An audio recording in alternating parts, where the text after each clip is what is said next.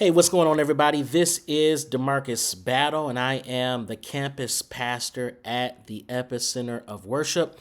And we want to welcome you to Epicenter Everywhere Live. It's our time to just share a word of encouragement. And as we enter into the month of December, I wanted to just share with you a quick passage of scripture that would encourage you.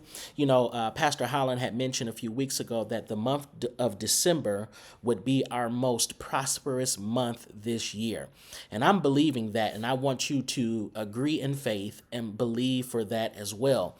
And so we've been preaching from the series of I'm Created for Purpose, and I wanted to just share the passage of scripture that we've mainly been dealing with.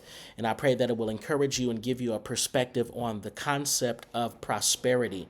So in Genesis chapter number 1, verse 26, it says this, "And God said, let us make man in our image after our likeness, and let them have dominion over the fish of the sea, and over the fowl of the air, and over the cattle, and over all the earth, and over every creeping thing that creepeth upon the earth." And so the main point that I want to pull out here is the A clause of that scripture. And God said, let us make man in our image after our likeness. Genesis chapter 1 deals with the creation narrative. And we know that our God is a creator, and he creates with the use of his words. That when he speaks, things begin to happen. Now, I want you to think about the idea or the concept of prosperity. Not only financial prosperity and wealth, but I'm speaking of your health. I'm speaking of your emotional state. I'm speaking of your physical state. I'm speaking of all things that encompass prosperity. And I need you to speak it.